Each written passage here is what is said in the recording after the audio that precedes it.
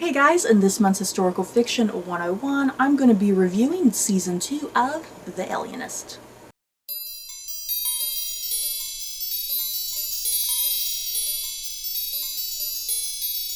So, before I do head into my thoughts and feelings on Season 2 of The Alienist, as a warning, no spoilers. I'm not going to have any sort of spoilers in this video, so if you want to watch, continue to watch freely. So let's get going. I'm going to be looking here at my notes every so often so I'm not forgetting anything for this video. So yeah, The Alienist Season 2. It felt like it was a long time coming because I think, wasn't there like a 2-year gap, you guys? I think there was like a 2-year gap between Season 1 and 2. And I've just been anxiously waiting for Season 2 and it finally came and I was like, oh thank God. But yeah, Season 1, I did do a review of Season 1. I'll put a link to that at the very end of this video and the end card screen if you want to go see my review for Season 1.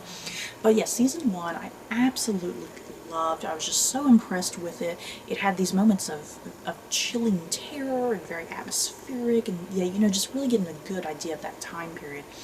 So yeah, I went into Season 2, you know, really expecting a lot because of how much I loved Season 1.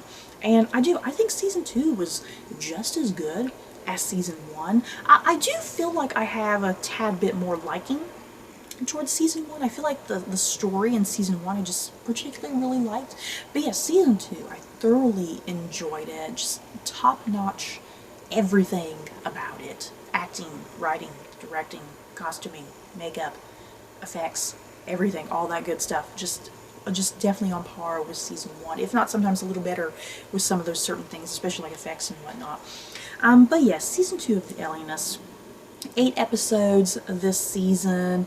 The events of this season I think are pretty much taking place maybe about a year or two after the events of Season 1. So yeah, the time frame, even though we had quite a large gap of time, it's not probably been too long for the characters within the show. So yeah, what is the main thing going on this season? This is kind of what I wrote down. Now a private detective, Sarah Howard seeks the help of Dr. Chrysler after the kidnapping of a baby belonging to a visiting Spanish dignitary. What follows is a series of missing babies. And yet, this season, you guys, if you thought last season was disturbing, because the big thing with last season was the really gruesome, brutal, graphic murders of young boys. If you thought that was pretty gruesome and horrific, this season I feel like is even more so, because this season is dealing with, you know, newborn babies. And whenever terrible things happen to newborn babies, I mean, it's very upsetting, very disturbing. And this show, this season, it does not hold back. So if you're the type of person, if you're going to get upset by anything dealing with babies, with the murder of babies, death of babies, if that's going to upset you, I definitely recommend steering clear, because it can get pretty graphic and disturbing. And yeah, I'm someone, I've watched so much TV and I've seen a lot of just weird, crazy things on TV shows, and yeah, this was definitely like kind of up there with some really disturbing stuff I've seen on television. So yeah, the season as a whole, just a very well-written, intelligent season overall, you guys. I mean, that's what I was really impressed with even Season 1, you know, it's just so intelligently written. It doesn't dumb things down for you, the audience. It's just so very intelligent and makes you think, which I really like. There's a lot of substance to the series, I think. And in particular this season, I really loved the themes and concepts that it was exploring. Because for instance, Season 1 was I think Season 1 was very male-dominated, if you want to think about it that way.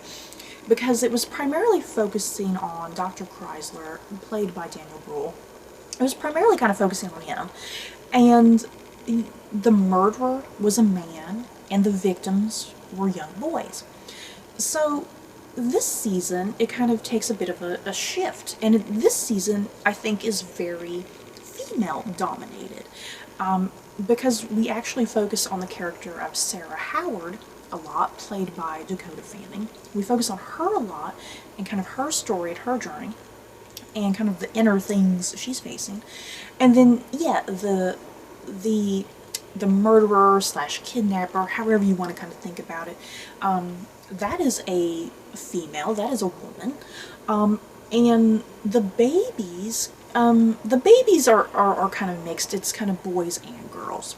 But still, the season definitely plays with this whole notion of womanhood, what it means to be a woman, the place of a woman, especially here in, you know, the very, very, very, right there, 1900, 1901, whatever, you know, the place of a woman specifically here during this time period, her role, her function, the things she's allowed to do, the things she's not allowed to do, the opinions she's even allowed to have.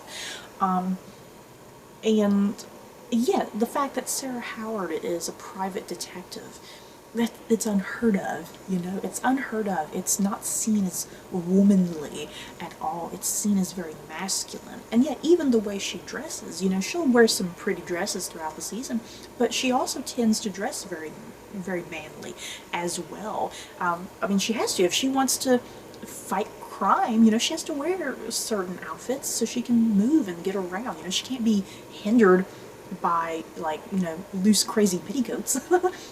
So I particularly just really loved this season, because even though it is set in the 1900s, there's still a contemporary feeling almost to it, you know, the roles of women and whatnot. I mean, fortunately, living here nowadays in the time period I live in, I mean, I'm very fortunate the way I get to live. You know, I get to have opinions. I get to have an education. You know, I can wear what I want, say what I want. But yeah, I mean, there's still issues. You know, there's still sexism. There's still misogyny. So yeah, it's like those things. It doesn't matter. It doesn't matter the century. Those things still happen. You know. So yeah, I really did love the focus, the central focus of this season being very female dominated, I think. Because it is. I think it's a nice contrast to the first season. You know, it's like they pair up, I think the seasons pair up quite nicely when you kind of think about it. So yeah, this season we do see the return of Daniel Bruhl as Dr. Chrysler, Luke Evans as John Moore, Dakota Fanning as Sarah Howard. We get the crew back together again. Seriously, this threesome, they are just perfect together. Every single one of them have great chemistry with the other. You know, Chrysler and Sarah, Chrysler and John, John and Sarah. You know, any combination, they do. They all have great chemistry with one another. They all balance each other out as actors, I feel like. So yeah, I loved seeing them all return. There's also a couple returning people from last season as well. As far as some great additions to this season, I definitely got to shout out Laura Pulver. I love Laura Pulver and just about everything I've seen her in. She's playing Karen Stratton. She was definitely a great addition, but at the same time, I did often struggle with kind of her purpose in the narrative, because it kind of reached a point that I felt like she was strictly only there to kind of help Dr. Chrysler, like give him much needed encouragement, you know, to kind of help him think and think about kind of his future and whatnot, and help him with the current case with the babies. I feel like she was kind of just there as kind of this sounding board sometimes, and sometimes I kind of felt like she didn't have a fully fleshed out character, you know, especially with the amount of development Sarah Howard in particular was getting this season. I did feel like Laura Pulver's character was kind of in the background sometimes, and she didn't really get much to do. But still, I did like the addition of Laura Pulver's character, and I did still like her interactions with Daniel Bruhl. But yeah, I would have liked to have seen a little bit more there, a little bit more fleshed out. And then as far as another character, I definitely got to shout out, I think her name's Rosie McEwen. She played the character of Libby. Like I said, this is a non-spoiler video, but that's kind of all I'll say. Rosie McEwen as the character of Libby, just wow, you guys. When she first comes into the show, she just seems very unassuming. I'll put it that way. She seems very unassuming. She comes across as very shy and timid, but you do kind of get this sense like there's something kind of lurking in the background. Her performance, wow, top notch. Just so amazing from start to finish. Lots of little twists and turns there with her character, and I do feel like Rosie McEwen just really took the role to some very interesting places and did some interesting things. And I mean, there was a lot that was demanded of her. Let's put it that way. There was a lot that was demanded of her, and just overall a really fascinating character. Jeez, I wish this was a spoiler video because it's like I want to say things. It's like if you can't tell, I'm trying to really control what I'm saying because I don't want anything to come out because I don't want to spoil it if you have not seen the season already. So that's kind of it for my thoughts with this season. Overall, I just thoroughly love this season. It's a nice companion to season 1. You get to return to this world, to these characters. The show just looks amazing, you guys. Because you can tell that they're definitely using some sort of CGI at some points, because New York City doesn't look this particular way anymore. So it's like, you know, they're definitely using CGI, but you can't really tell, you know. You get these big shots of like the camera panning over 1900s New York City, and it's like, you know that it has to be CGI, but you can't tell at all. It's like the effects are very subtle and they're brilliant, and it really just gives you this great scope of what this time period looked like. It's very atmospheric and chilling. The costuming, you guys, I can't praise the costuming enough. I love the costuming because it just looks so accurate to the time period. Great writing, great directing, just everything about the show, you guys. I feel like it's a very underrated show, and not enough people appreciate it because it needs to be nominated like every award season. I feel like it just gets ditched to the side. But yeah, if you love historical fiction, if you love a good kind of mystery thriller, this is definitely the type of show for you. And apparently there is a 3rd book in development by Caleb Carr. He is writing a 3rd book that I think is supposed to be released sometime this year, maybe.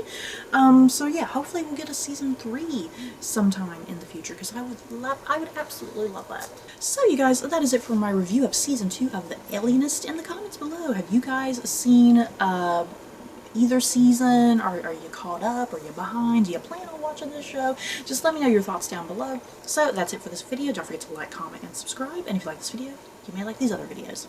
Bye guys.